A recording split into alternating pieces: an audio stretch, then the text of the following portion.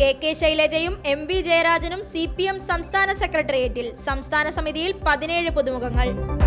കണ്ടെടുത്തത് 3 പാക്കറ്റുകൾ, 2 എണ്ണത്തിൽ ക്രിസ്റ്റൽ തരികൾ. ഷാനിദിന്റെ വയറ്റിൽ കഞ്ചാവും. ആവേശം സിനിമയുടെ മേക്കപ്പ് മാൻ ഹൈബ്രിഡ് കഞ്ചാവുമായി പിടിയിൽ. കുടുങ്ങിയത് സിനിമാ ലൊക്കേഷനിലേക്ക് പോകുന്നതിനിടെ.